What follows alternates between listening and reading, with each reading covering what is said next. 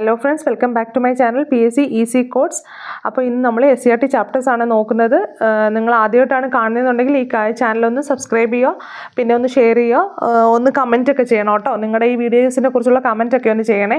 ഇഷ്ടമായാൽ ഒന്ന് ലൈക്ക് ചെയ്യാൻ മറക്കല്ലേ. ഓക്കെ, നമുക്ക് ക്ലാസ്സിലോട്ട് കിടക്കാം. അപ്പോൾ നമുക്ക് ക്ലാസ് സ്റ്റാർട്ട് ചെയ്യാം. ഫിസിക്സ് ആണ് നമുക്ക് പഠിക്കാനുള്ളത്. SCRT നമ്മുടെ ഫിസിക്സിനകത്തുള്ള ചാപ്റ്റേഴ്സ് 5ാം ക്ലാസ്സിലെ ചാപ്റ്റർ വരുന്നത് ഈ 4 ചാപ്റ്ററുകളാണ് 5ാം ക്ലാസ്സിൽ വരുന്നത്. ഏതൊക്കെയാണ്? ചാപ്റ്റർ 3 മാനത്തെ നിഴൽ കാഴ്ചകൾ, ചാപ്റ്റർ 5 ഊർജ്ജത്തിൻ്റെ ഉറവിടങ്ങൾ, ചാപ്റ്റർ 6 ഇത്തിരി ശക്തി ഒത്തിരി ജോലി. ഓക്കെ, ചാപ്റ്റർ 9 ഏതാണ്? ബഹിരാകാശം വിസ്മയങ്ങളുടെ ലോകം. ഓക്കെ, അപ്പോൾ നമുക്ക് നോക്കാം. ഇതെല്ലാം ചെറിയ ചെറിയ ചാപ്റ്റേഴ്സ് ആട്ടോ. ഒരുപാട് ചാപ്റ്റേഴ്സിൻ്റെ ഇത് കണ്ടിട്ട് നിങ്ങൾ പേടിക്കണ്ട, നമുക്ക് സെറ്റാക്കാം. എങ്ങനെയാണെന്ന് നോക്കാമേ. അപ്പോൾ ചാപ്റ്റർ 3 ആണ് മാനത്തെ നിഴൽ കാഴ്ചകൾ. അപ്പോൾ ഇതിനകത്ത് ശരിക്കും നമുക്ക് പറയാനുള്ളത് ഏതാണ്? ഈ സുതാര്യ വസ്തുക്കളും അതാര്യ വസ്തുക്കളും, പിന്നെന്താണ് അർത്ഥധാര്യ വസ്തുക്കളൊന്നും പഠിക്കാനുണ്ട് കേട്ടോ. അപ്പോൾ എന്തൊക്കെയാണ് സുതാര്യ വസ്തുക്കൾ? നമ്മുടെ പ്രകാശത്തെ പൂർണ്ണമായും കടത്തിവിടുന്ന വസ്തുക്കളാണ് സുതാര്യ വസ്തുക്കൾ. പ്രകാശത്തെ അത് പൂർണ്ണമായും കടത്തിവിടും. അതായത് നമ്മളൊരു ഗ്ലാസ്, വായു അതൊക്കെ വെച്ച് നോക്കുമ്പം ഗ്ലാസ്സിനകത്തുനിന്നൂടെയൊക്കെ പ്രകാശം എന്ത് ചെയ്യും? ഒരിടത്തു നിന്ന് വിട്ട് കഴിഞ്ഞാൽ അപ്പുറത്ത് നമുക്ക് എത്തും. അപ്പോൾ പ്രകാശത്തെ കടത്തിവിടുന്നവയാണ്. ഓക്കെ, അപ്പം അതാര്യ വസ്തുക്കൾ എന്തായിരിക്കും? പ്രകാശത്തെ കടത്തിവിടാത്തത്. പ്രകാശത്തെ കടത്തിവിടാത്ത വസ്തുക്കളെന്ന് പറഞ്ഞേ, ഒരു തടി, ഒരു മരക്കഷ്ണം ഇവിടെ വെച്ച് കഴിഞ്ഞാൽ ഇതിലേക്കൂടെ പ്രകാശം അടിച്ചു കഴിഞ്ഞാൽ അപ്പുറത്ത് പ്രകാശം എത്തുമോ? ഇല്ല അല്ലേ, അപ്പുറത്ത് എത്തത്തില്ല. ആ തടി തട്ടി അവിടെ തന്നെ നിൽക്കും അല്ലേ, എത്തത്തില്ല. ഇത് അവിടെ അടിച്ചു കഴിഞ്ഞ് കഴിഞ്ഞാൽ അപ്പുറത്ത് എത്തത്തില്ല. ഓക്കെ, അപ്പം അതാണ് അതാര്യ വസ്തുക്കൾ. പ്രകാശത്തെ കടത്തി വിടാത്ത വസ്തുക്കളാണ് അതാര്യ വസ്തുക്കൾ. ഓക്കെ, അർത്ഥധാര്യ വസ്തുക്കൾ എന്താണ്? അർത്ഥധാര്യം പാർഷ്യലി കടത്തിവിടുന്നതാണ് കേട്ടോ. അപ്പോൾ ഭാഗികമായി മാത്രം പ്രകാശത്തെ കടത്തിവിടുന്നതാണ് എന്താണ്? അർത്ഥധാര്യ വസ്തുക്കൾ. അതാണ് എണ്ണ പുരട്ടിയ കടലാസ്, കുറച്ച് വെട്ടവേ അപ്പുറത്ത് ചെല്ലത്തുള്ളൂ അല്ലേ. നമ്മൾ ഒരിടത്ത് ടോർച്ച് അടിച്ച് നോക്കി എണ്ണ പുരട്ടിയ കടലാസ് വെച്ചിട്ട് ഒരിടത്ത് ടോർച്ച് അടിച്ച് നോക്കിക്കഴിഞ്ഞാൽ അപ്പുറത്ത് നമുക്ക് ചെറുതായിട്ടല്ല വെട്ടം എത്തത്തുള്ളൂ അല്ലേ, ചെറുതായിട്ടേ പ്രകാശം എത്തത്തുള്ളൂ. അപ്പം അത് പിന്നെ എന്താണ്? ചില ഇനം പ്ലാസ്റ്റിക്കുകൾ, ഇതൊക്കെ ഇതിന് എക്സാമ്പിൾസ് ആണ്. ഓക്കെ, അപ്പം 3 ടേം നമ്മൾ പഠിച്ചല്ലോ. എന്തൊക്കെയാണ്? ട്രാൻസ്പെറൻറ്റ് ഒബ്ജക്റ്റ്, ഒപ്പേക്ക് ഒബ്ജക്റ്റ്, പിന്നെന്താണ്? Translucent object. ഓക്കെ ആണല്ലേ. അതാര്യം, സുതാര്യം, പിന്നെന്താണ്? അർത്ഥധാര്യം. ഓക്കെ, അപ്പോൾ ഇത്രയും കാര്യങ്ങൾ ക്ലിയർ ആയി. ഇനി ഈ ചാപ്റ്ററിനകത്ത് നമുക്ക് പഠിക്കാനുള്ള 2 കാര്യങ്ങളാണ് മെയിനായിട്ട് നമുക്ക് പഠിക്കാനുള്ളത്. എന്താണ് പഠിക്കാനുള്ളത്? സൂര്യഗ്രഹണവും ചന്ദ്രഗ്രഹണവും. ഓക്കെ, അപ്പം നമുക്ക് ഇവിടെ എന്താണ് നോക്കാനുള്ളത്? സൂര്യഗ്രഹണമാണ്. സൂര്യഗ്രഹണം. ഓക്കെ, ഈ സൂര്യഗ്രഹണം എന്ന് പറഞ്ഞു കഴിഞ്ഞാൽ എന്താണ്? സൂര്യനും ഭൂമിക്കുമിടയിൽ ചന്ദ്രൻ നേർരേഖയിൽ വരുമ്പോൾ ഭൂമി ചന്ദ്രൻ്റെ നിഴൽപാതയിൽ വരും. അപ്പോൾ ചന്ദ്രൻ്റെ നിഴൽ ഭൂമിയിൽ പതിക്കുന്നു. ഓക്കെ, അപ്പം നിഴൽ പതിക്കുന്ന പ്രദേശത്ത് നിന്ന് നോക്കുമ്പോൾ സൂര്യനെ കാണാൻ സാധിക്കുന്നില്ല എന്നതാണ് സൂര്യഗ്രഹണം. ഓക്കെ, അപ്പം നമ്മൾ നോക്കിക്കേ, ഇത് നമ്മുടെ എന്താണ്? സൂര്യഗ്രഹണം എന്ന് പറയുമ്പോൾ നമ്മൾ EMSനെ അങ്ങ് ഓർക്കണം കേട്ടോ. EMSനെ ഓർക്കണം. ആരെ ഓർക്കും? EMSനെ ഓർക്കണം. സൂര്യഗ്രഹണം എന്ന് പറഞ്ഞാൽ EMSനെയാണ് നമ്മൾ ഓർക്കേണ്ടത്. ഓക്കെ, അപ്പം ഈ EMS എന്ന് പറഞ്ഞു കഴിഞ്ഞാൽ എന്താണ്? അല്ലെങ്കിൽ SME എന്ന് ഓർത്താൽ മതി. SME എന്ന് ഓർക്കുന്നതിനേക്കാൾ നല്ല EMS എന്ന് ഓർക്കുന്നതാണ്. അതെന്താണ്? എർത്തിൻ്റെയും മൂണിൻ്റെയും സണ്ണിൻ്റെയും. ഓക്കെ, ഇതിൻ്റെ ഈ എർത്തിൻ്റെയും സണ്ണിൻ്റെയും ഇടയ്ക്ക്, സൂര്യൻ്റെയും ചന്ദ്രൻ്റെയും ഇടയ്ക്ക് ആര് വരും? സൂര്യൻ്റെയും ഭൂമിയുടെയും ഇടയ്ക്ക് ആര് വരും? നമ്മുടെ ചന്ദ്രൻ വരും. ചന്ദ്രൻ നടുക്ക് വരും. ഓക്കെ, അപ്പം എന്താണ്? ഭൂമിയുടെയും സൂര്യൻ്റെയും ഇടയ്ക്ക് ആരാണ് വരുന്നത്? ചന്ദ്രൻ വരും അല്ലേ. അതുകൊണ്ട് തന്നെ നമ്മുടെ ഈ സൂര്യൻ്റെ പ്രകാശം ഈ ഭൂമിയിലേക്ക് ഇങ്ങനെ അയക്കുമ്പം ഇതിൻ്റെ ഇടയ്ക്ക് ചന്ദ്രൻ വരുന്നത് കൊണ്ട് ഈ ചന്ദ്രൻ്റെ നിഴലായിരിക്കും എവിടെ പതിക്കുക? ഈ എർത്തിൽ, ഭൂമിയിൽ പതിക്കുക കേട്ടോ. അപ്പം ചന്ദ്രൻ്റെ നിഴലായിരിക്കും ഭൂമിയിൽ പതിക്കുക. അപ്പം EMS എന്നങ്ങ് ഓർത്താൽ മതി. ഇത് ഏതാണ്? തിരിഞ്ഞു പോകരുത്. ഇത് സൂര്യഗ്രഹണമാണ് ഇത് കേട്ടോ. അപ്പോൾ അത് മറക്കരുത്. അപ്പോൾ EMS ഏതാണ്? സൂര്യഗ്രഹണം. ഓക്കെ, അപ്പോൾ എന്താണെന്ന് ഇനി ഒന്ന് വായിച്ചു നോക്കിക്കേ. സൂര്യനും ഭൂമിക്കുമിടയിൽ ചന്ദ്രൻ നേർരേഖയിൽ വരുമ്പോൾ, ഇവർ 3 പേരും നേർരേഖയിൽ വരുമ്പോൾ ഭൂമി ചന്ദ്രൻ്റെ നിഴൽപാതയിൽ വരും. ഓക്കെ, ഭൂമി ഭൂമി ചന്ദ്രൻ്റെ നിഴൽപ്പാതയിൽ വരും. അപ്പോൾ ചന്ദ്രൻ്റെ നിഴൽ എവിടെ പതിക്കുന്നു? ഭൂമിയിൽ പതിക്കുന്നു കേട്ടോ. അപ്പോൾ ചന്ദ്രൻ്റെ നിഴലാണ് ഭൂമിയിൽ പതിക്കുന്നത്. നിഴൽ പതിക്കുന്ന പ്രദേശത്ത് നിന്ന് നോക്കുമ്പോൾ, ഈ നിഴൽ പതിക്കുന്ന പ്രദേശത്ത് നിന്ന് നോക്കുമ്പോൾ സൂര്യനെ കാണാൻ പറ്റുമോ? ഇല്ല. എന്തുകൊണ്ടാണ്? ചന്ദ്രൻ ഇടയ്ക്ക് വന്ന് നിൽക്കുന്നതുകൊണ്ട് നമുക്ക് സൂര്യനെ കാണാൻ സാധിക്കുന്നില്ല. അപ്പോൾ സൂര്യനെ കാണാൻ സാധിക്കാത്തത് കൊണ്ട് ഇതിനെ സൂര്യഗ്രഹണം എന്ന് പറയുന്നു. എന്താണ്? സൂര്യനെ കാണാൻ സാധിക്കാത്തത് കൊണ്ട് ഇതിനെ സൂര്യഗ്രഹണം എന്ന് പറയുന്നു. ഈ സൂര്യഗ്രഹണം എപ്പോഴും ദൃശ്യമാകുന്നത് എപ്പോഴാണ്? പകൽ സമയത്താണ് ഈ സൂര്യഗ്രഹണം ദൃശ്യമാകുന്നത്. ഓക്കെ, ഈ സൂര്യഗ്രഹണം പല വിധത്തിലുണ്ട് കേട്ടോ. ഏതൊക്കെ തരത്തിലാണ് ഉള്ളത്? പൂർണ്ണ സൂര്യഗ്രഹണമുണ്ട്, വലയ സൂര്യഗ്രഹണമുണ്ട്, ഭാഗിക സൂര്യഗ്രഹണമുണ്ട് കേട്ടോ. പൂർണ്ണം, വലയം, ഭാഗിക സൂര്യഗ്രഹണമുണ്ട്. അപ്പോൾ ഓക്കെ ആണല്ലോ അത് അത്രയും ഭാഗം. അതായത് ഭാഗികം എന്ന് പറഞ്ഞു കഴിഞ്ഞാൽ കുറച്ച് മാത്രമേ കാണാൻ പറ്റൂ കേട്ടോ. ഇത്രയും. വലയം എന്ന് പറഞ്ഞാൽ സർക്കിൾ രൂപത്തിൽ കാണാം. പൂർണ്ണ സൂര്യഗ്രഹണമോ കറക്റ്റ് കണ്ടോ, ഇങ്ങനെ കാണാൻ പറ്റും. അപ്പം ഇത് ഇത്രയുമാണ് ഈ 3 സൂര്യഗ്രഹണങ്ങൾ. ഓക്കെ, അപ്പം സൂര്യഗ്രഹണം എന്ന് ഓർക്കുമ്പം ഇത്രയും കാര്യങ്ങൾ ഓർക്കണം. ഇനി ചന്ദ്രഗ്രഹണം നോക്കിക്കേ. MES എന്ന് ഓർത്താൽ മതി. എന്താണ്? MES എന്ന് ഓർക്കണം കേട്ടോ. അപ്പം അതെങ്ങനെയാണ്? നമ്മുടെ ചന്ദ്രൻ്റെയും സൂര്യൻ്റെയും ഇടയ്ക്ക് ഭൂമി വന്ന് നിൽക്കും. ഭൂമി ഇടയ്ക്ക് വന്ന് നിൽക്കുന്നതാണ് ചന്ദ്രഗ്രഹണം എന്ന് പറയുന്നത്. ചന്ദ്രഗ്രഹണം എന്ന് പറഞ്ഞു കഴിഞ്ഞാൽ ആരാണ് ഇടയ്ക്ക് നിൽക്കുന്നത്? ഭൂമിയാണ് ഇടയ്ക്ക് നിൽക്കുന്നത് കേട്ടോ. MES എന്ന് ഓർക്കണം കേട്ടോ. അപ്പോൾ ഭൂമിയാണ് ഇടയ്ക്ക് വന്ന് നിൽക്കുന്നത്. ഓക്കെ, അപ്പോൾ ഒന്ന് വായിച്ചു നോക്കിക്കേ. സൂര്യനും ചന്ദ്രനും ഇടയിൽ ഭൂമിയുടെ സ്ഥാനം നേർരേഖയിൽ വരുമ്പോൾ, എന്താണ്? സൂര്യനും ചന്ദ്രനും ഇടയ്ക്ക് ഭൂമിയുടെ സ്ഥാനം നേർരേഖയിൽ വരുമ്പോൾ, ഭൂമി ഇടയ്ക്ക് വന്ന് നിന്നിട്ട് അവർ 3 പേര് നേർരേഖയിൽ വരുമ്പോൾ ഭൂമിയുടെ നിഴലിൽ ചന്ദ്രൻ വരുന്നു. ഭൂമിയുടെ നിഴലിൽ ആരാണ് വരുന്നത്? ചന്ദ്രൻ വരുന്നു. ഈ സമയത്ത് ചന്ദ്രനെ കാണാൻ സാധിക്കുമോ? ഇല്ല, ചന്ദ്രനെ കാണാൻ സാധിക്കില്ല. കാരണം ഇടയ്ക്ക് ഭൂമി കയറി നിൽക്കുന്നതുകൊണ്ട് ചന്ദ്രനെ കാണാൻ സാധിക്കില്ല. ഓക്കെ, അതുകൊണ്ട് അതിനെയാണ് നമ്മൾ ചന്ദ്രഗ്രഹണം എന്ന് പറയുന്നത്. ഓക്കെ, ഈ ചന്ദ്രഗ്രഹണം ഇപ്പം മനസ്സിലായല്ലോ ചന്ദ്രഗ്രഹണം. ഇനി ചന്ദ്രഗ്രഹണം നടക്കുന്നത് എപ്പോഴാണ്? രാത്രി സമയത്താണ് ചന്ദ്രഗ്രഹണം നടക്കുന്നത് കേട്ടോ. രാത്രി സമയത്താണ് ചന്ദ്രഗ്രഹണം നടക്കുന്നത്. ഓക്കെ ആണല്ലോ. ഇനി എന്താണ്? സൂര്യഗ്രഹണത്തെ നിരീക്ഷിക്കാൻ നമ്മൾ ഫലപ്രദമായി സുരക്ഷാ മാർഗങ്ങൾ ഉപയോഗിച്ചിട്ട് നമുക്ക് എന്ത് ചെയ്യാൻ പറ്റും? കാണാൻ പറ്റും കേട്ടോ. അപ്പോൾ എങ്ങനെയാണ് കാണുന്നത്? സൂര്യ ഫിൽറ്ററുകൾ ഉപയോഗിച്ചിട്ട് കാണാൻ പറ്റും. പിന്നെന്താണ്? പ്രതിപതന രീതിയിലൂടെ കാണാൻ പറ്റും. പ്രക്ഷേപണ രീതിയിലൂടെ കാണാൻ പറ്റും കേട്ടോ. ഈ 3 കാര്യങ്ങളിലൂടെ നമ്മൾ നഗ്നനേത്രങ്ങൾ കൊണ്ട് നോക്കിയാൽ ഒട്ടും അപകടമില്ലാത്ത ഗ്രഹണമാണ് ഏത് ഗ്രഹണം? ചന്ദ്രഗ്രഹണം എന്ന് പറയുന്നത്. നമ്മളിങ്ങനെ കണ്ണു വെച്ച് നോക്കരുതെന്നൊക്കെ പറയത്തില്ലേ ഗ്രഹണ സമയത്ത്? അപ്പം ഈ നമ്മുടെ നഗ്നനേത്രങ്ങൾ കൊണ്ട് നോക്കിയാൽ ഒട്ടും അപകടമില്ലാത്ത ഒരു ഗ്രഹണമുണ്ട്. ഏത് ഗ്രഹണമാണത്? ഏത് ഗ്രഹണമാണ്? ചന്ദ്രഗ്രഹണം. ഓക്കെ, ഇനി ഈ പാഠത്തിന് ഞാൻ ജസ്റ്റ് ഒരു ക്ലൂ ആയിട്ട് ഓർക്കുക. ക്ലൂ ആയിട്ട് പറയുകയാണ് കേട്ടോ, ഓർത്തിരിക്കാൻ വേണ്ടി, തിരിഞ്ഞു പോകാതിരിക്കാൻ വേണ്ടി പറയാണ്. സൂര്യഗ്രഹണം, സൂര്യൻ എന്ന് പറയുമ്പോൾ എന്താണ്? നമ്മുടെ EMS സൂര്യനെ പോലെ ഉദിച്ചു വന്നതല്ലേ നമ്മുടെ മുഖ്യമന്ത്രിയായിട്ട് അല്ലേ? ആദ്യം EMSനെ ഓർക്കാമല്ലോ. EMSനെ ഓർക്കുമോ? സൂര്യഗ്രഹണം ഓർക്കുമ്പോൾ EMSനെ ഓർക്കുമോ? നമ്മുടെ EMS മുഖ്യമന്ത്രി, കേരളത്തിൻ്റെ ആദ്യത്തെ മുഖ്യമന്ത്രിയായ EMSനെ ഓർക്കുമോ? ഓക്കെ, സൂര്യഗ്രഹണം വരുമ്പം EMSനെ ഓർക്കണം കേട്ടോ. അപ്പം ഈ EMS പകൽ സമയത്തല്ലേ എപ്പോഴും ഈ എന്താണ് മുഖ്യമന്ത്രിയായിട്ടൊക്കെ ഇരിക്കുന്ന പകൽ സമയത്ത്? മുഖ്യമന്ത്രി എപ്പോഴും പകലല്ലേ ജാഗ്രതയോടെ ഇരിക്കുന്നത്? ഓക്കെ, പകൽ സമയത്ത് കേട്ടോ. പകൽ സമയത്താണ് EMS, പകൽ സമയത്ത്. ഓക്കെ, ഇനി അടുത്ത് ജസ്റ്റ് ചന്ദ്രഗ്രഹണം ആകുമ്പം MES ആണ് കേട്ടോ. MES ആണ് കേട്ടോ. MES ചന്ദ്രഗ്രഹണം. ചന്ദ്രഗ്രഹണം എന്ന് പറയുമ്പോൾ ചന്ദ്രനല്ലേ മുന്നേ പറയേണ്ടത്? അപ്പം മുന്നേ പറയേണ്ടത് ചന്ദ്രനാണ് കേട്ടോ. ചന്ദ്രൻ 3നെ ആദ്യം പറയണം കേട്ടോ. അപ്പോൾ ഈ എസ് ഒരിക്കലും നടുക്ക് വരത്തില്ലല്ലോ. അപ്പം നമുക്കറിയാമല്ലോ ആയിരിക്കും നടുക്ക് വരുന്നത്. Okay, MES ചന്ദ്രഗ്രഹണമാണ്. MES അതുപോലെ ഈ ചന്ദ്രനെ നമ്മൾ കാണാൻ നമ്മൾ മൈക്രോസ്കോപ്പോ വേറെ ഒന്നും വേണ്ടല്ലോ. നമുക്ക് വേറെ ഒരു എക്യുപ്മെൻറ്റ്സും വേണ്ട. നമ്മൾ നഗ്നനേത്രം കൊണ്ട് തന്നെ നമ്മൾ ചന്ദ്രനെ നോക്കും. ഓക്കെ, അപ്പോൾ ഏറ്റവും അപകടകരമില്ലാത്ത ആണ് ചന്ദ്രഗ്രഹണം. ഓക്കെ, അത് കാണാൻ പറ്റും. ഈ ചന്ദ്രനെ നമ്മൾ എപ്പോഴാണ് കാണുന്നത്? രാത്രി സമയത്തല്ലേ ചന്ദ്രനെ കാണാൻ പറ്റൂ. ഓക്കെ, അപ്പോൾ രാത്രി സമയത്താണ് ചന്ദ്രഗ്രഹണം ഉണ്ടാകുന്നത്. സൂര്യഗ്രഹണം ഉണ്ടാകുന്നത് പകൽ സമയത്ത്. ഈ പാഠത്തിനകത്ത് ഇത്രയേ ഉള്ളൂ നമുക്ക് പഠിക്കാനായിട്ടുള്ളത്. അപ്പം ഈ ഒരു പാഠം കംപ്ലീറ്റ് ആയി. നെക്സ്റ്റ് ചാപ്റ്റർ നമുക്ക് നോക്കാം. ഊർജ്ജത്തിൻ്റെ ഉറവിടങ്ങൾ. വളരെ ഇമ്പോർട്ടൻ്റ് ആയിട്ടുള്ള ചാപ്റ്ററാണ് ഊർജ്ജത്തിൻ്റെ ഉറവിടങ്ങൾ. ഓക്കെ, അപ്പം ഇത് നമുക്ക് നോക്കാം. ഇന്ധനങ്ങളാണ് ഇതിനകത്ത് പറയുന്നത്. ഇന്ധനങ്ങൾ ഖര ഇന്ധനങ്ങളുണ്ട്, ദ്രാവക ഇന്ധനങ്ങളുണ്ട്, പിന്നെന്താണ് വാതക ഇന്ധനങ്ങളുണ്ട് അല്ലേ. അപ്പോൾ ഖര ഇന്ധനങ്ങളെ നിങ്ങൾക്കറിയാമല്ലോ, വിറക്, കൽക്കരി എല്ലാം ഖരമാണ് അല്ലേ, ഖരം അല്ലേ, കട്ടിയുള്ള നമുക്ക് തൊടാൻ പറ്റുന്ന സാധനങ്ങളാണ് ഖര ഇന്ധനങ്ങൾ. ഓക്കെ. ദ്രാവക ഇന്ധനവും എന്താണ്, ദ്രാവകം പോലെ ഇരിക്കുന്നതാണ്. എന്തൊക്കെയാണ്, ഡീസൽ, പെട്രോൾ, മണ്ണെണ്ണ, ഇതെല്ലാം ദ്രാവക ഇന്ധനങ്ങളാണ്. ഓക്കെ. വാതക ഇന്ധനങ്ങൾ എന്തൊക്കെയാണ്, LPG യും CNG യും ഹൈഡ്രജനും ഇതൊക്കെ വാതകങ്ങളാണ് കേട്ടോ. LPG, CNG ഇതൊക്കെ ഹൈഡ്രജനൊക്കെ വാതക ഇന്ധനങ്ങളാണ് കേട്ടോ. അപ്പം നമുക്ക് നോക്കാം.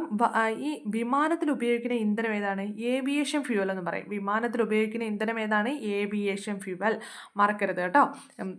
വിമാനത്തിൽ ഉപയോഗിക്കുന്ന ഇന്ധനം ഏതാണ്, ഏവിയേഷൻ ഫ്യൂവൽ.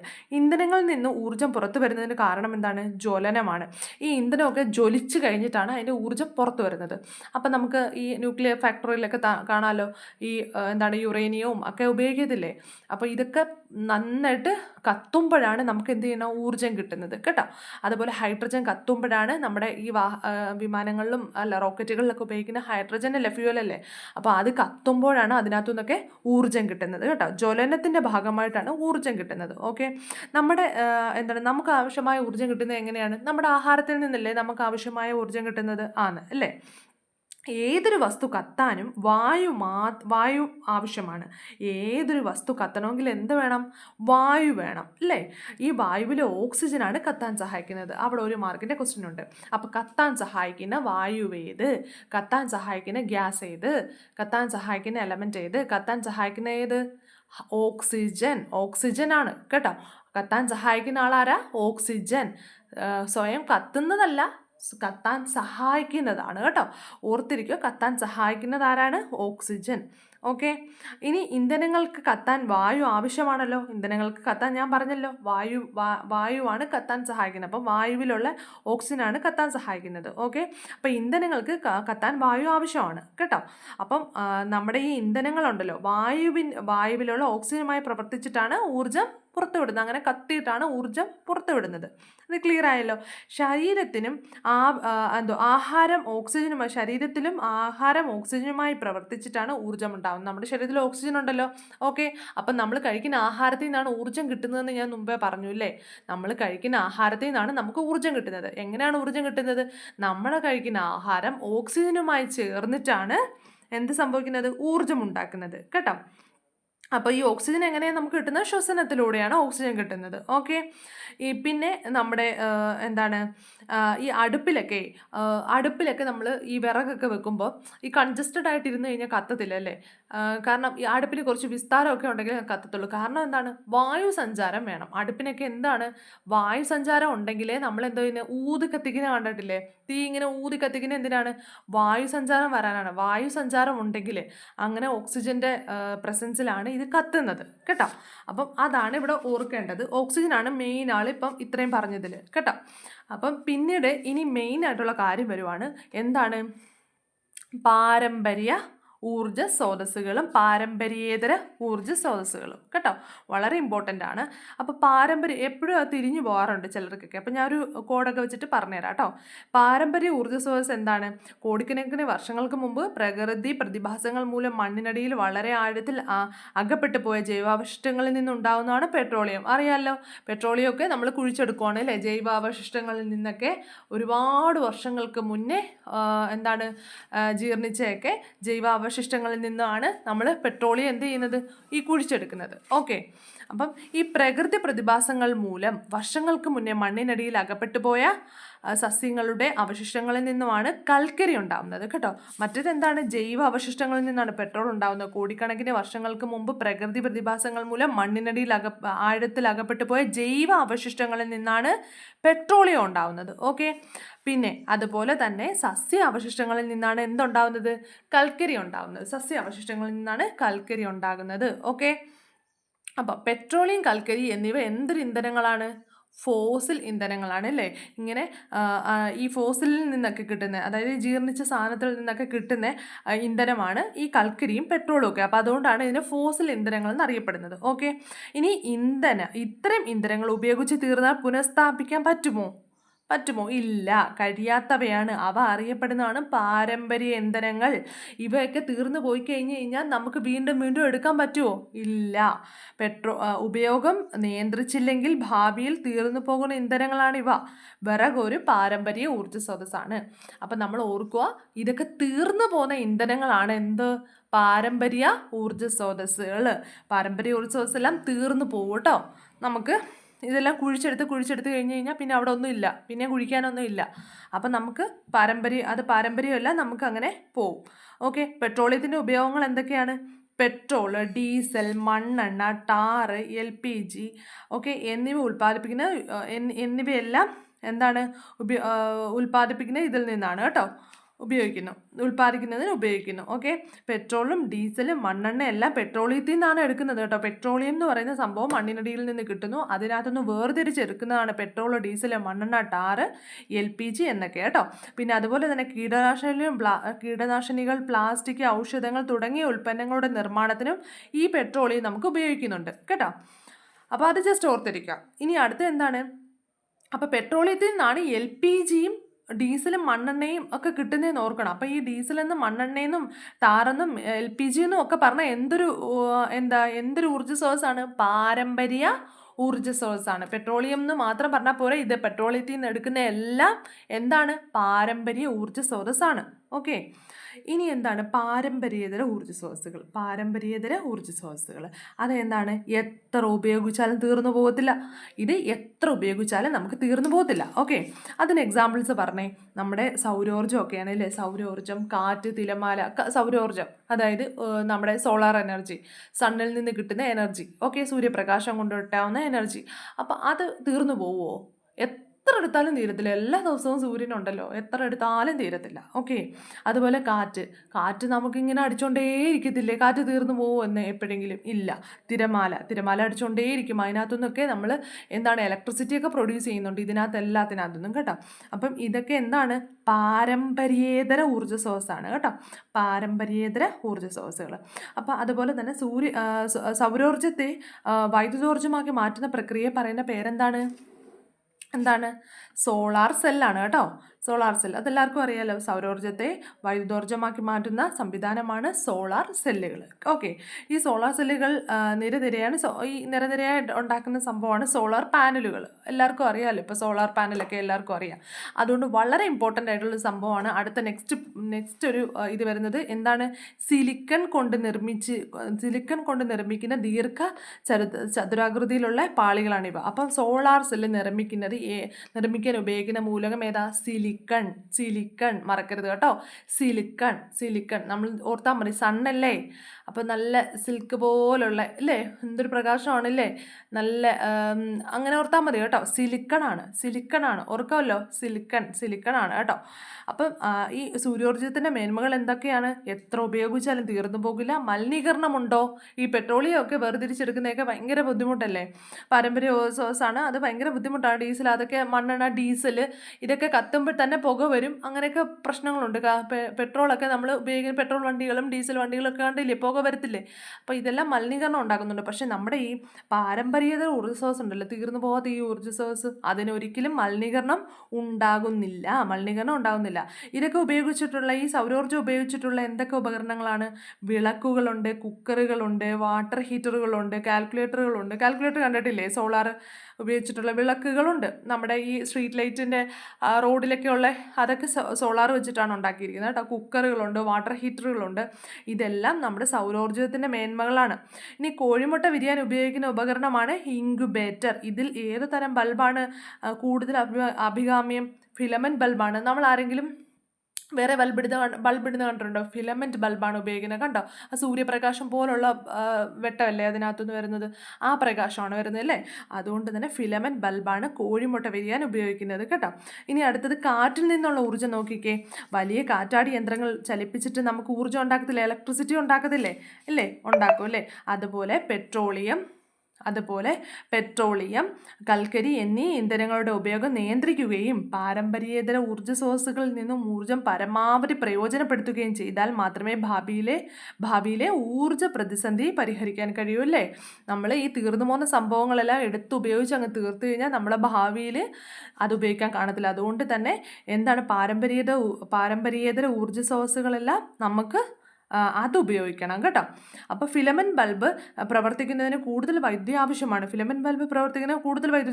എന്നാൽ CFL ഉപയോഗിച്ചാലോ വൈദ്യുതി വളരെ കുറവ് മതി. CFL ഉപയോഗിച്ചാൽ അല്ലേ, LED-യും CFL-ഉം ഒക്കെ വളരെ കുറച്ച വൈദ്യുതി മതി അല്ലേ.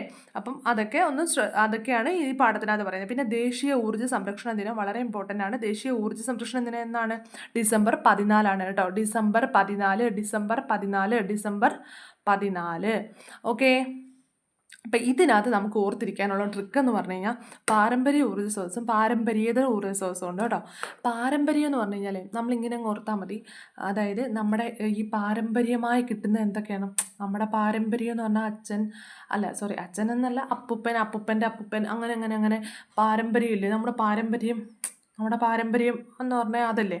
അപ്പം ഒന്നുവെച്ചാൽ നമ്മുടെ പൂർവികർ കുറേ അങ്ങനെ ഉണ്ടല്ലോ. അപ്പോൾ അവരെയൊക്കെ എന്താണ് അടക്കം ചെയ്തിട്ടും പിന്നെന്താണ് നമ്മുടെ പണ്ടൊക്കെ ജീവിച്ചിരുന്ന മൃഗങ്ങളെയും പാരമ്പര്യമുള്ള മൃഗങ്ങളും ഒക്കെ അടക്കം ചെയ്തിട്ട് അതിനകത്തുനിന്നാണ് പെട്രോളും ഡീസലും എല്ലാം കുഴിച്ചെടുക്കുന്നത് അല്ലേ. അതിനകത്തുനിന്നല്ലേ കുഴിച്ചെടുക്കുന്നത്. അതുപോലെ അന്നുണ്ടായിരുന്ന മാവും തേക്കും തെങ്ങും എല്ലാം ജൈവാവശിഷ്ടങ്ങളെല്ലാം പോയിട്ട് കൽക്കരി കിട്ടുന്നു അല്ലേ. അപ്പോൾ അങ്ങനെ പാരമ്പര്യമായി കിട്ടിയതെല്ലാം ഇങ്ങനെ എന്ത് ചെയ്യുക, കുഴിച്ചെടുക്കുകയാണ് കേട്ടോ. പാരമ്പര്യം. ഇനി പാരമ്പര്യേതര എന്ന് പറഞ്ഞു കഴിഞ്ഞാൽ നമ്മൾ എപ്പോഴും ഓർക്കുക, ഇതൊക്കെ നമ്മുടെ പാരമ്പര്യമായിട്ട് നമുക്ക് കിട്ടുന്നതാണോ എന്ന് ഓർക്കുക. അപ്പോൾ സൺലൈറ്റ് നമ്മുടെ പാരമ്പര്യത്തിൽ എന്തെങ്കിലും ബന്ധമുണ്ടോ? ഇല്ല. ഇപ്പോൾ തിരമാല എന്തെങ്കിലും പാരമ്പര്യത്തിൽ ബന്ധമുണ്ടോ? ഇല്ല. കൽക്കരി പറയുമ്പം എന്തെങ്കിലും ഉണ്ടോ? കുഴിച്ചിടുകയാണ് അല്ലേ, കുഴിച്ചിട്ടിടയിൽ എടുക്കുന്നത്. അപ്പോൾ അത് പാരമ്പര്യമായിട്ട് ബന്ധമുണ്ട്. പാരമ്പര്യം എന്ന് പറഞ്ഞു കഴിഞ്ഞാൽ നമ്മുടെ ഇങ്ങനെ പാരമ്പര്യമായിട്ട് എനിക്ക് കിട്ടിയതാണ് എന്നൊക്കെ പറയത്തില്ലേ, ആ ഒരു പാരമ്പര്യമാണ് ഞാൻ ഉദ്ദേശിക്കുന്നത് കേട്ടോ. അപ്പം അങ്ങനെ കിട്ടുന്നതാണ്. അപ്പോൾ അതിങ്ങനെ ഒന്ന് ഓർത്തെടുക്കുക കേട്ടോ. അപ്പോൾ LPG എന്നൊക്കെ ചോദിക്കുമ്പോൾ നമ്മൾ പെട്ടെന്ന് പാരമ്പര്യമാണോ പാരമ്പര്യേതരമാണോ എന്ന് സംശയം തോന്നാം. അപ്പോൾ LPG എന്തിൽ നിന്നാണ് കിട്ടുന്നതെന്ന് നോക്കണം. എന്തിൽ നിന്നാണ് കിട്ടുന്നത്? പെട്രോളിയത്തിൽ നിന്നാണ് കിട്ടുന്നത് അല്ലേ. പെട്രോളിയം എന്ന് പറയുന്നത് എവിടെയാണ്? കുഴിച്ചിട്ടെടുക്കുന്നതല്ലേ. അപ്പോൾ കുഴിച്ചിട്ടെടുക്കുന്ന നമ്മുടെ പാരമ്പര്യം മൊത്തം നശിച്ചു പോയില്ലേ. അപ്പം ഇങ്ങനെ വന്നുകൊണ്ടിരിക്കുകയല്ലേ. അപ്പം അത് കുഴിച്ചിട്ടെടുക്കുന്നതല്ലേ. അപ്പോൾ അത് പാരമ്പര്യം, LPG പാരമ്പര്യം, അങ്ങനെ ഓർക്കണം കേട്ടോ. അപ്പോൾ ഇത്രയാണ് ഈ ചാപ്റ്ററിനകത്ത് പഠിക്കാനുള്ളത്. ഈസിയല്ലേ ഈ ചാപ്റ്റർ? അപ്പോൾ 2 ചാപ്റ്റർ നമ്മൾ തീർത്തു. ഇനി നെക്സ്റ്റ് ചാപ്റ്റർ നമുക്ക് നോക്കാം. ചാപ്റ്റർ 6 ഇത്തിരി ശക്തി ഒത്തിരി ജോലി. ഈ ചാപ്റ്ററിൽ നിന്ന് നമുക്ക് പഠിക്കാനുള്ളത് ഇതും വളരെ ഇമ്പോർട്ടൻ്റ് ആയിട്ടുള്ള ചാപ്റ്ററാണ് കേട്ടോ. 5ാം ക്ലാസ്സിൽ നമുക്ക് ചോദിക്കുന്ന കുറേ ക്വസ്റ്റ്യൻസ് ഉള്ള ചാപ്റ്ററുകളാണ് ഈ 4 കേട്ടോ. അപ്പം നോക്കാം. ഇത്തിരി ശക്തി ഒത്തിരി ജോലി. അപ്പോൾ എന്താണിത്? ഒരു നിശ്ചിത ഉത്തോലകങ്ങളാണ് നമുക്ക് ഇതിനകത്ത് പഠിക്കാനുള്ളത്. ഉത്തോലകങ്ങൾ ഒരു നിശ്ചിത ബിന്ദുവിനെ ആധാരമാക്കി ചലിക്കുന്ന ദൃഢതന്തുക്കളാണ് ഉത്തോലകങ്ങൾ. ഒരു നിശ്ചിത ബിന്ദുണ്ട്, അതിനെ ആസ്പദമാക്കിയാണ് ചലിക്കുന്നത്. ഓക്കെ, അങ്ങനെ ചലിക്കുന്ന ദൃഢതന്തുക്കളാണ് ഉത്തോലകങ്ങൾ എന്ന് പറയുന്നത്. നമുക്ക് അങ്ങോട്ട് വരുമ്പോൾ മനസ്സിലാവും കേട്ടോ. പിന്നെന്താണ്? ഈ ജോലിയെ ലഘൂകരിക്കാൻ കഴിയുന്നത് കൊണ്ട് ഉത്തോലകങ്ങൾ ലഘു യന്ത്രങ്ങൾ കൂടിയാണെന്ന് പറയുന്നു. ഈ സീസോ ഒക്കെ കണ്ടിട്ടില്ലേ നമ്മൾ? ഇപ്പം ഒരിടത്ത് ഇരിക്കുമ്പം ഇങ്ങനെ പോകുന്ന സീസോ, കുഞ്ഞു കുട്ടികളൊക്കെ ഇരിക്കുന്നത്, ഒരാൾ ഒരിടത്തിരിക്കും, ഒരാൾ ഒരിടത്തിരിക്കും, ഇങ്ങനെ ആക്കുന്നത് കണ്ടിട്ടില്ലേ സീസോ.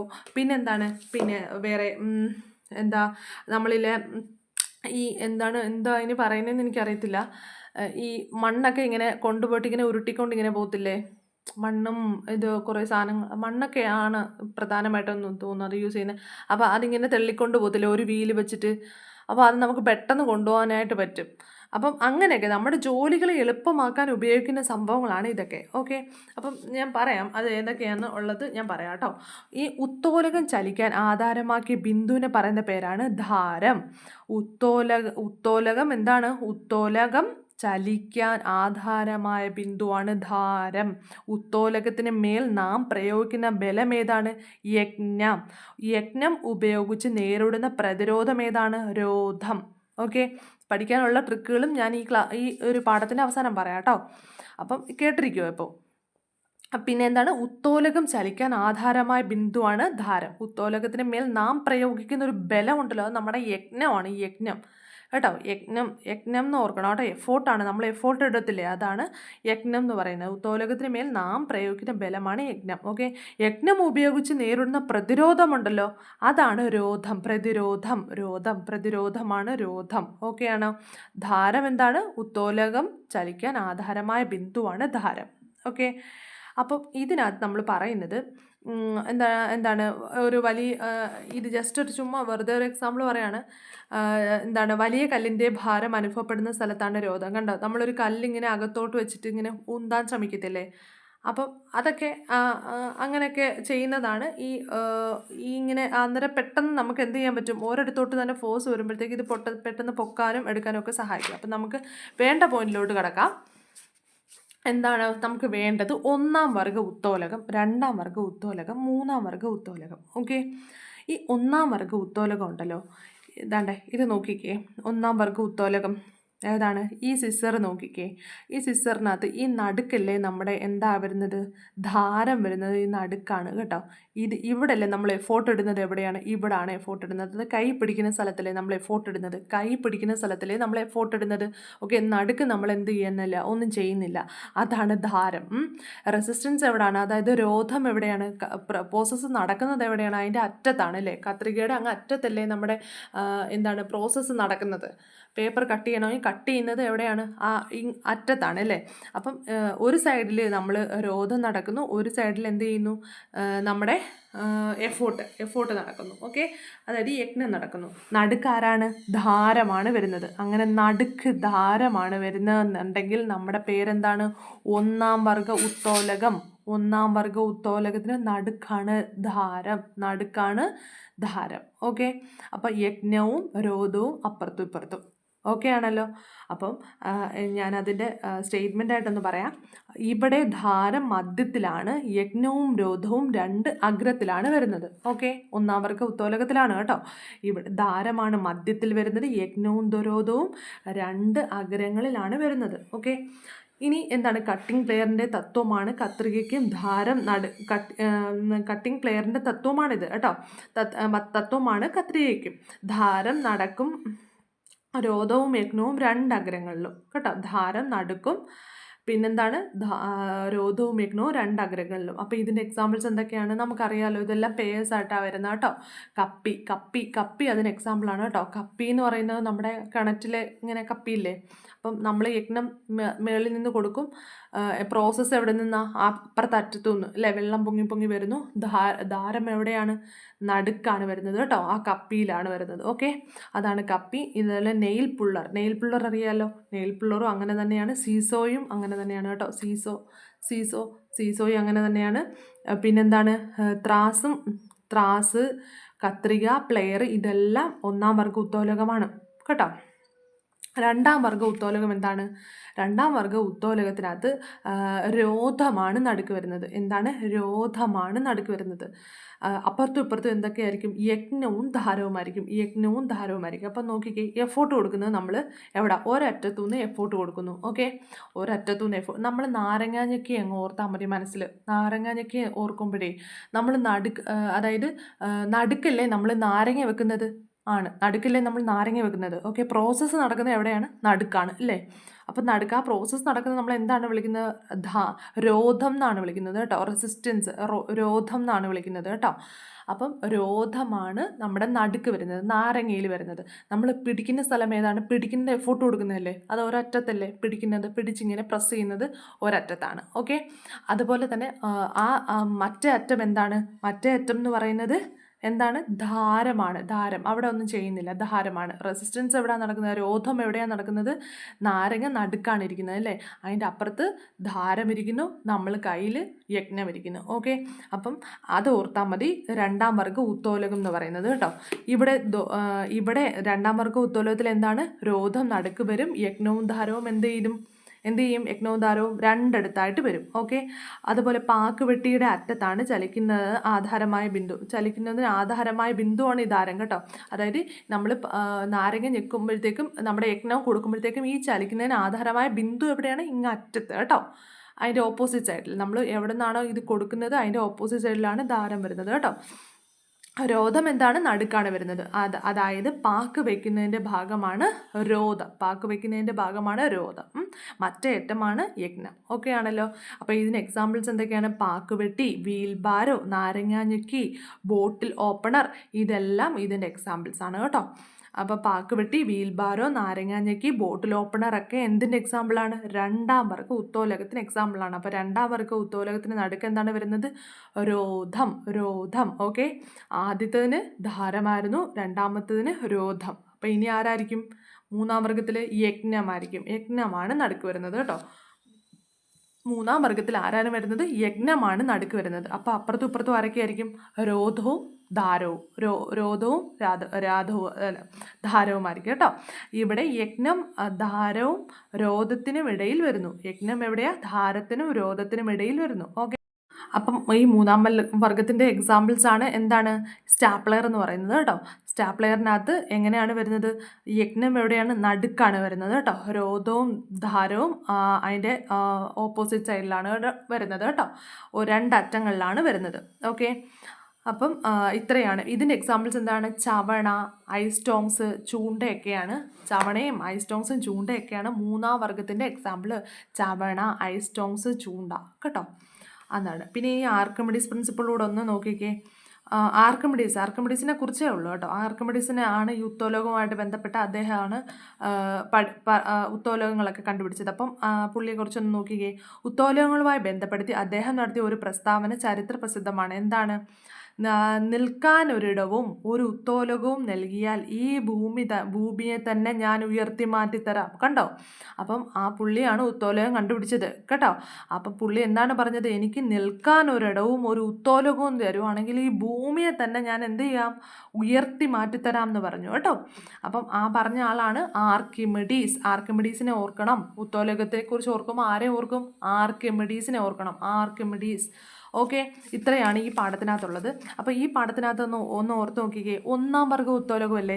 ഒന്നാം വർഗ്ഗം എന്ന് പറയുമ്പോഴേ നമ്മളെല്ലാം പേറുകളെ കുറിച്ച് ഓർക്കണം കേട്ടോ. 2 പേരുള്ള സാധനങ്ങളായിരിക്കും. ട്രിക്കാണ് ഇത്, വെറുതെ ഓർത്തിരിക്കാൻ വേണ്ടിയിട്ടാണ്, ഒരു സമ്മറി പോലെ. അപ്പം ഒന്നാം വർഗ്ഗ ഉത്തോലകം എന്ന് പറയുമ്പം എന്താണ്? നമ്മൾ പേഴ്സുള്ള സാധനങ്ങൾ ഓർക്കണം. കത്രിക കണ്ടോ? പേറാണല്ലോ. ആണ്. അതുപോലെ തന്നെ സീസോ പേറാണല്ലോ. സീസോ 2 ഇതുണ്ടല്ലോ. ഓക്കെ. ത്രാസിന് കണ്ടോ? 2 സൈഡില്ലേ? 2 എണ്ണം ഉണ്ടല്ലേ. ഓക്കെ. നെയിൽ പുള്ളർ 2 എണ്ണം ഉണ്ടല്ലോ. പ്ലെയർ 2 എണ്ണം ഉണ്ടല്ലോ. എല്ലാം കപ്പി എന്ന് പറയുമ്പോൾ അപ്പുറത്തും ഇപ്പുറത്തും വേണമല്ലോ, ഒരു തൊട്ടിയിടാനും ഒരാൾക്ക് പിടിക്കാനും.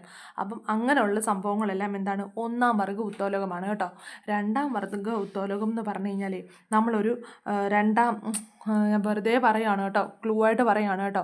രണ്ടാം തരക്കാരെന്ന് പറയുമ്പോൾ ഇല്ല പെട്ടിക്കടയൊക്കെ ഓർത്താൽ മതി കേട്ടോ. പെട്ടിക്കടയൊക്കെ ഓർക്കുമ്പോൾ ഈ പെട്ടിക്കടയിലിരിക്കുന്ന സാധനങ്ങൾ എന്തൊക്കെയാണ്? പാക്കുപെട്ടി കാണും അല്ലേ, വീൽ ബാരോ കാണും, നാരങ്ങ ഞെക്കി കാണും, ബോട്ടിൽ ഓപ്പണറൊക്കെ കാണും. സോഡ നാരങ്ങളൊക്കെ കൊടുക്കാൻ വേണ്ടിയിട്ട് ബോട്ടിൽ ഓപ്പണറൊക്കെ ഇല്ലേ, നാരങ്ങ ഞെക്കിയില്ലേ, നാരങ്ങ ഞെക്കി. ഓക്കെ ഉണ്ട്. ഓക്കെ. പാക്ക് വെട്ടി മുറുക്കാനൊക്കെ കാണത്തില്ലേ, പാക്ക് വെട്ടിയാണ്. വീൽ ബാരോയും കാണുമെന്ന് ഓർക്കുക കേട്ടോ. വീൽ ബാരോയും കാണും. അപ്പം രണ്ടാം തരക്കാരാണ്. അതായത് അവർക്ക് ഇച്ചിരി പൈസ ഇല്ലാത്തവരാണ് അല്ലേ. അപ്പം പെട്ടിക്കടയൊക്കെ ഇട്ടിരിക്കുന്നത് ഞാൻ വെറുതെ പറയുകയാണ് കേട്ടോ. അപ്പം അത് രണ്ടാം വർഗ്ഗ ഉത്തോലകമാണ്. രണ്ടാം വർഗ്ഗ ഉത്തോലകം കേട്ടോ. മൂന്നാം വർഗ്ഗ ഉത്തോലകം എന്ന് പറഞ്ഞാൽ ഓർത്തുവെച്ചേക്കോ. ചവണ, ഐസ്റ്റോങ്സ്, ചൂണ്ട. ഇപ്പം ഇതൊന്നും ഇല്ലാത്തതാ, അത് ഓർത്താൽ മതി. ചവണ, ഐസ്റ്റോങ്സ്, ചൂണ്ട.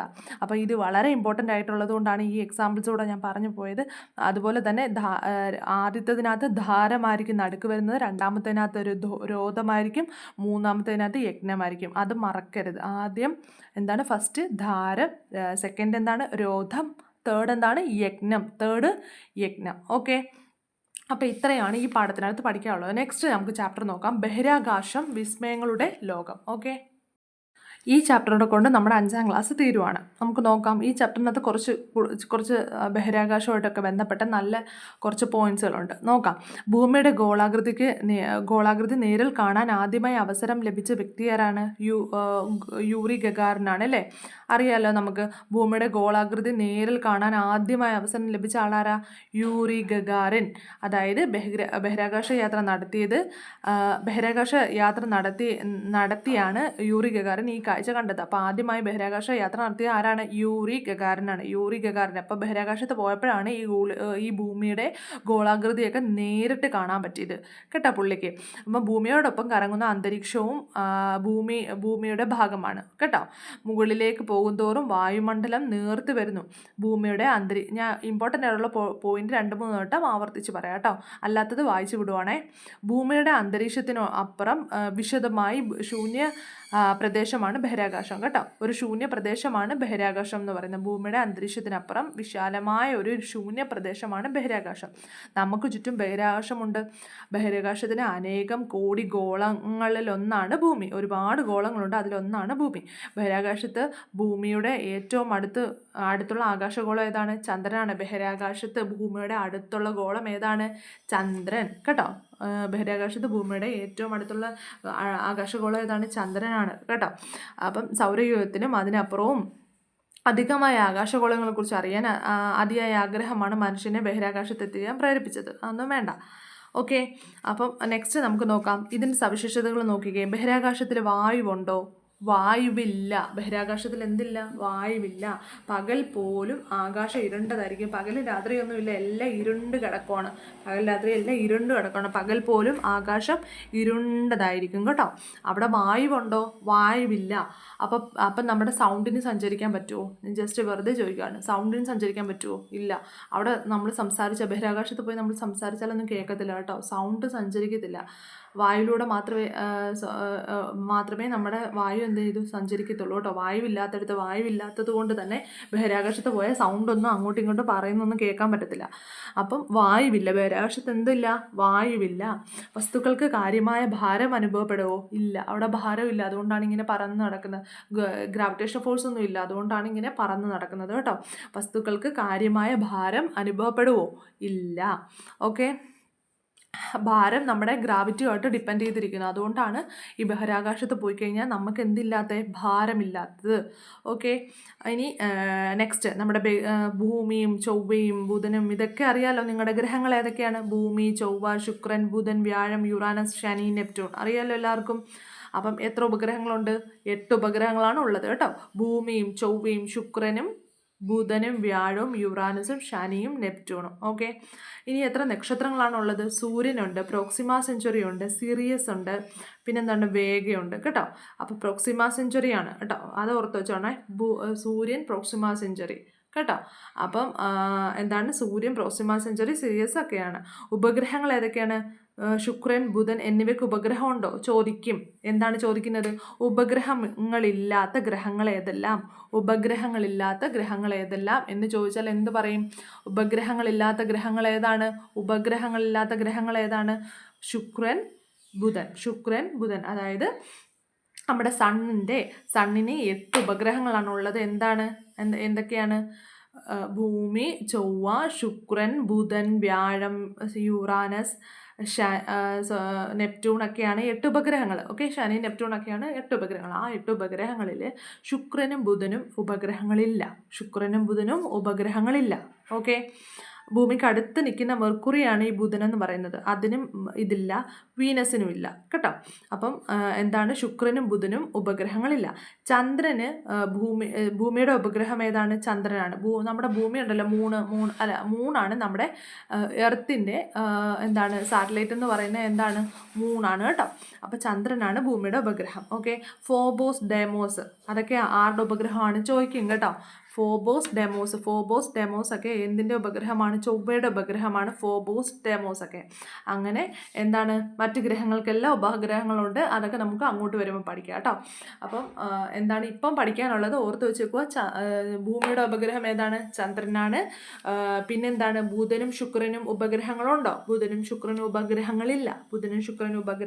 ചോദിക്കും ഉപഗ്രഹങ്ങളില്ലാത്ത ഗ്രഹം ഏത് എന്ന് ചോദിച്ചാൽ നമ്മൾ പറയും ബുധനും ശുക്രനും. ഓക്കെ, അതുപോലെ സൂര്യൻ്റെ നമ്മുടെ എർത്തിൻ്റെ ഉപഗ്രഹം ഏത്? ചന്ദ്രൻ. ഓക്കെ, ഫോബോസ്, ഡെമോസ് എന്തിൻ്റെ ഉപഗ്രഹമാണ്? ചൊവ്വയുടെ ഉപഗ്രഹമാണ് ഫോബോസ്, ഡെമോസ് കേട്ടോ. അപ്പോൾ ഇത്രയും കാര്യം ഇതിനകത്ത് നിന്ന് ഓർത്തിരിക്കുക. പിന്നെന്താണ്, നമ്മുടെ ബഹിരാകാശത്ത് ആദ്യമായി മനുഷ്യൻ യാത്ര ചെയ്തില്ലേ? ആരാണ് പോയത്? യൂറി ഗഗാറിനാണ് പോയത്. ഈ യൂറി ഗഗാറിൻ എവിടെ ഉള്ള ആളാണ്? റഷ്യയിലുള്ളതാണ് കേട്ടോ. സോവിയറ്റ് യൂണിയൻ എന്ന് പറയുന്നത് റഷ്യയാണ്. അന്ന് സോവിയറ്റ് യൂണിയൻ ആയിരുന്നു കേട്ടോ. അപ്പം റഷ്യയിലുള്ള ആളാണ് ആര്? Yuri Gagarin. 1961 യൂറി ഗഗാറിൻ പോയത്. ഏത് വിമാനത്തിലാണ് പോയത്? ഏത് വാഹനത്തിലാണ് പോയത്? ഏതിലാണ് പോയത്? വെസ്റ്റോക്ക് 1 പോയത് കേട്ടോ. വെസ്റ്റോക്ക് 1 പോയത്. വെസ്റ്റോക്ക് 1 പോയത് ആര്? Yuri Gagarin. വെസ്റ്റോക്ക് 1 പോയത് യൂറി ഗഗാറിൻ. സോവിയറ്റ് യൂണിയനാണ് കേട്ടോ. ഓർത്തിച്ചൊക്കെ 1961 ഒരുപാട് കാര്യങ്ങളുണ്ട് 1961 നമ്മൾ പഠിച്ചിട്ടുള്ളത്. അതൊന്നും ഞാനിപ്പോൾ പറയുന്നില്ല. ഓക്കെ, നമുക്ക് നെക്സ്റ്റ് കാര്യത്തിലോട്ട് കൊടുക്കാം. 1961 കേട്ടോ. നെക്സ്റ്റ് നമ്മളെന്താണ്? കൃത്രിമ ഉപഗ്രഹങ്ങൾ, ആർട്ടിഫിഷ്യൽ സാറ്റലൈറ്റ്സ് കേട്ടോ. ആർട്ടിഫിഷ്യൽ സാറ്റലൈറ്റ്സ് എന്ന് പറഞ്ഞാൽ നമ്മൾ ഉണ്ടാക്കുന്ന സാറ്റലൈറ്റ്സ് അല്ലേ.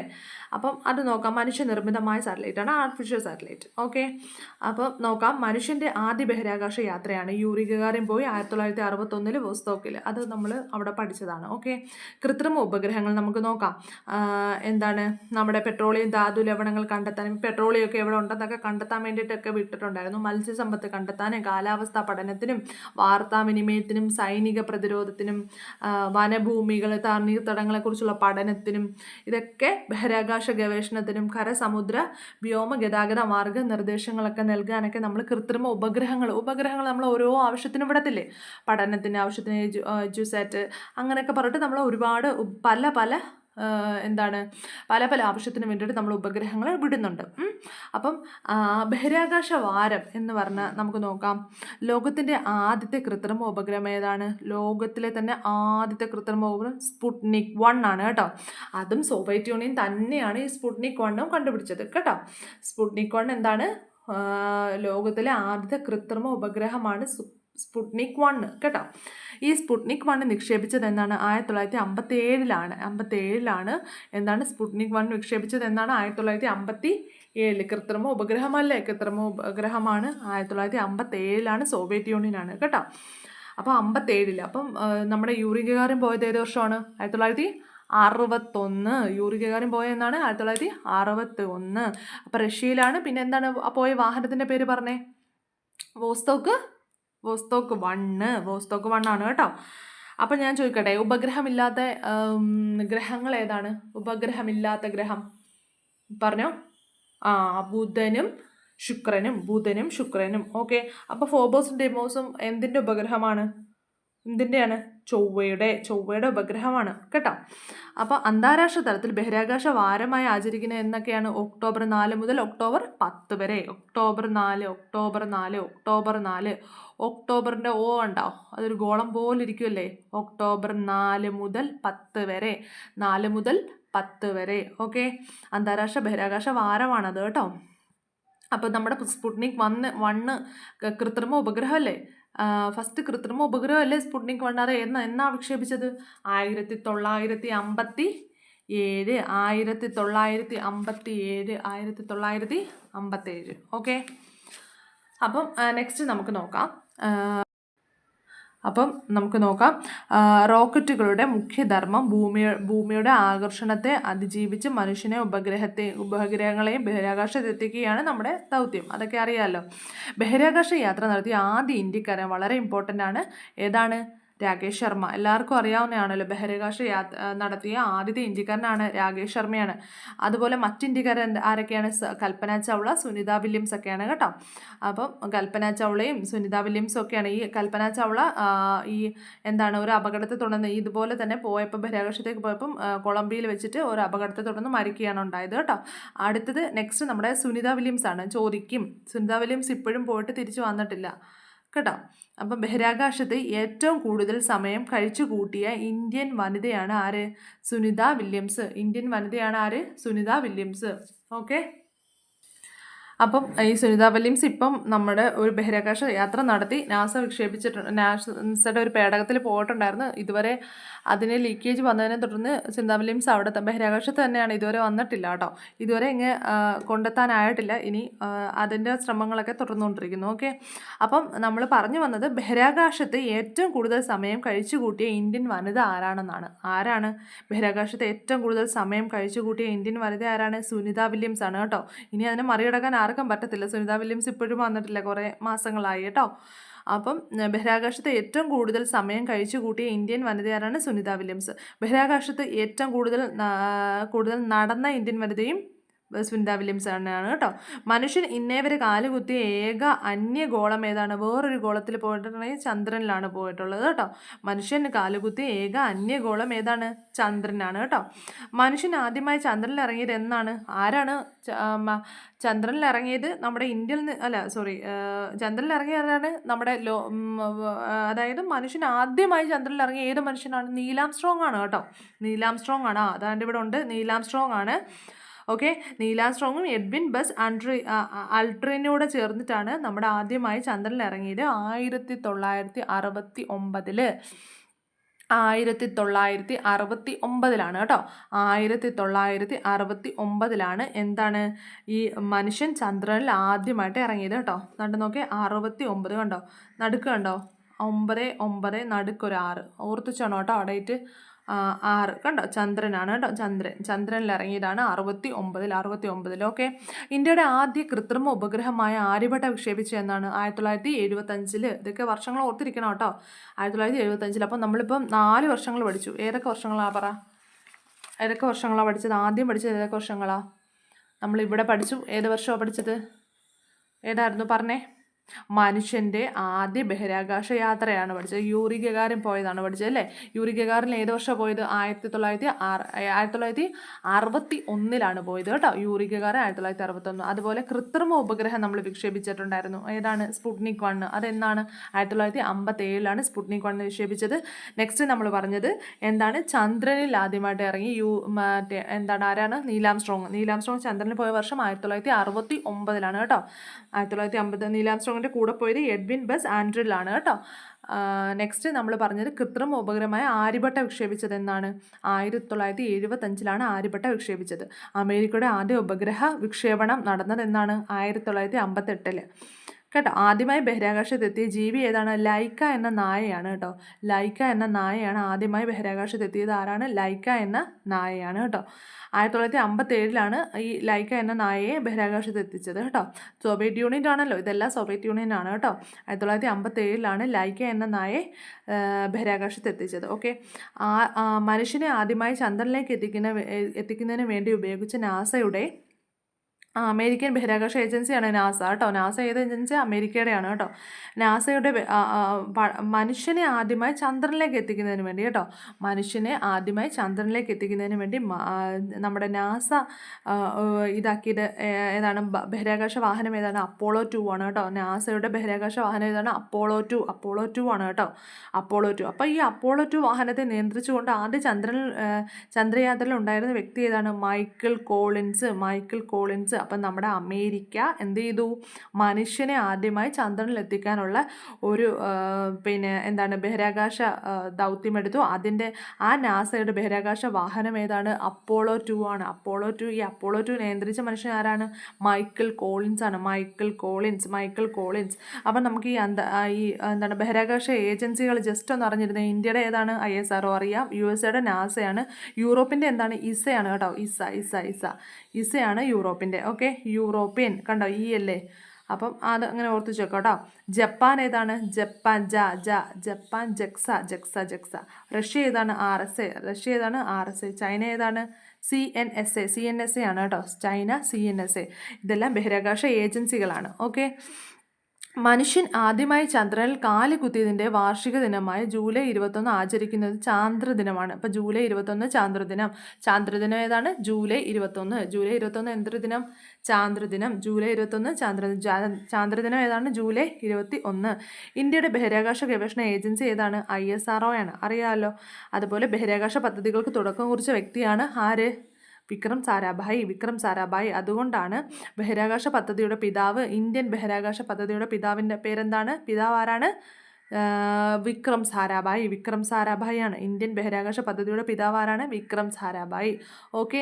ആദ്യകാലത്ത് ഉപഗ്രഹങ്ങൾ വിദേശ സഹായത്തോടെയാണ് വിക്ഷേപിച്ചിരുന്നത്. എന്നാൽ PSLV, GSLV റോക്കറ്റുകൾ ഇന്ത്യയുടെ ഉപഗ്രഹ വിക്ഷേപണ രംഗത്ത് വൻ മുന്നേറ്റം സൃഷ്ടിച്ചു. ഇപ്പോഴും PSLV വാഹനത്തിൽ GSLV ഒക്കെ ഇപ്പോഴും നമ്മൾ ഇപ്പോഴും നമ്മൾ കുറേ വിക്ഷേപണങ്ങളൊക്കെ നടത്തുന്നുണ്ട് PSLVയിലും GSLVയിലും ഒക്കെ കേട്ടോ.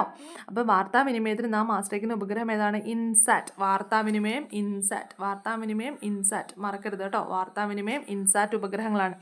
അതുപോലെ തന്നെ ഈ ഭൂവിഭവ പഠനവും കാലാവസ്ഥയും ഇതൊക്കെ ഇത് ഇമ്പോർട്ടൻ്റ് ആണേ, നോർത്തിരിക്കണേ. അപ്പോൾ ഏതാണ്? വാർത്താവിനിമയത്തിൽ ഇൻസാറ്റ്. അതുപോലെ കാലാവസ്ഥയ്ക്ക് ഭൂവിനിയോഗത്തിനൊക്കെ എന്താണ്? IRS ആണ് കേട്ടോ. IRS കേട്ടോ. കാലാവസ്ഥയ്ക്കും ഇതിനൊക്കെ IRS ശ്രേണിയിൽപ്പെടുന്ന ഉപഗ്രഹങ്ങളാണ് വിക്ഷേപിക്കുന്നത്. അതുപോലെ വിദ്യാഭ്യാസ കാര്യങ്ങൾ നാം പ്രയോഗിക്കപ്പെടുന്നത് ഉപഗ്രഹം ഏതാണ്? എജുസാറ്റ് ആണ്. വിദ്യാഭ്യാസ എജുസാറ്റ്, അത് കിട്ടുമല്ലോ. ഓക്കെ. എന്താണ്? ബഹിരാകാശ സഞ്ചാരികളും അനുഭവങ്ങളും അവയുടെ കാരണങ്ങളും. അപ്പം നമുക്ക് നോക്കാം അനുഭവങ്ങളും കാരണങ്ങളും. ഭൂമിയിൽ രാത്രിയും പകലും ഒരേ സമയം കാണാൻ സാധിക്കും. അവിടെ രാത്രിയും പകലും അവർക്ക് ഒരേ സമയം കാണാൻ സാധിക്കും. എന്താണ്? വളരെ അകലെ ആയതിനാൽ ഭൂമിയെ പൂർണ്ണമായും കാണാനും കഴിയും അല്ലേ? ഉറുമ്പിനെ പോലെ തന്നെ സഞ്ചരിക്കും. ഭാരം അനുഭവപ്പെടുന്നതേ ഇല്ല. ഭാരമുണ്ടോ? ഇല്ല. വാഹനം അതിവേഗം ഭൂമിയെ ചുറ്റുന്നതിനാൽ ഭാരമില്ലായ്മ അനുഭവപ്പെടുന്നു. ശ്വസിക്കാനുള്ള വായു ഭൂമിയിൽ നിന്ന് കൊണ്ടുപോകണം. വായു അവിടെ ഉണ്ടോ? ബഹിരാകാശത്ത് വായു ഇല്ല. അതുകൊണ്ട് ശ്വസിക്കാനുള്ള വായു എന്ത് ചെയ്യണം? നമ്മൾ ഭൂമിയിൽ നിന്നും കൊണ്ടുപോകണം. മെത്തയിൽ കിടന്ന് സുഖമായി ഉറങ്ങാനാവില്ല. കാരണം ഭാരമില്ലായ്മ അനുഭവപ്പെടുന്നതിനാൽ ഒഴുകി നടക്കും. പകൽ പോലും നക്ഷത്രങ്ങളെ കാണാൻ കഴിയും. വായു ഇല്ലാത്തത് കൊണ്ട് ആകാശം എപ്പോഴും കറുത്തിരുണ്ടാണ് ഇരിക്കുന്നത് കേട്ടോ. അപ്പോൾ ഇന്ത്യയുടെ ചന്ദ്രയാൻ. അപ്പോൾ ചന്ദ്രയാൻ 1 വിക്ഷേപിച്ച ഇന്ത്യയുടെ പരിവേഷണം ചന്ദ്രയാൻ ആണല്ലോ. ചന്ദ്രയാൻ പ്രഥമം 1 ആണല്ലോ. ഇനി 1 വിക്ഷേപിച്ച എന്നാണ്? 2008 ഒക്ടോബർ 22-നാണ്. 2008-ലാണ് ചന്ദ്രയാൻ 1 വിക്ഷേപിച്ചത്. ചന്ദ്രനിലെ ജലസാന്നിധ്യം കണ്ടെത്തി കേട്ടോ. ചന്ദ്രയാൻ 1 പോയിട്ട് എന്ത് ചെയ്തു? അവിടുത്തെ ജലസാന്നിധ്യം കണ്ടെത്തി അല്ലേ? അവിടെ വെള്ളമുണ്ടെന്ന് കണ്ടെത്തി അല്ലേ? ഇന്ത്യയുടെ ആദ്യ ചന്ദ്രദൗത്യം എന്ന ഒരു വിജയകരമായിരുന്നു. ഇന്ത്യയുടെ മറ്റ് ബഹിരാകാശ പദ്ധതികളാണ് മംഗൾയാൻ, ആദിത്യ, ചന്ദ്രയാൻ 2. ഇതെല്ലാം നമ്മൾ പഠിച്ചതാണ്.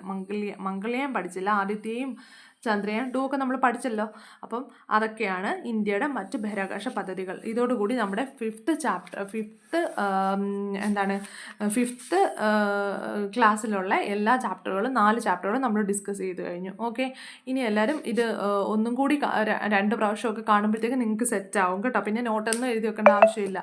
അപ്പം നിങ്ങൾക്ക് സെറ്റാവും. ജസ്റ്റ് പോയിൻറ്റ്സ് എന്തെങ്കിലും മറന്നു പോകുന്ന പോയിൻറ്റ്സ് എഴുതി വെച്ചാൽ മതി. ഇപ്പോൾ ഇത്രയാണ് പോയിൻറ്റ്സുകളുള്ളത്.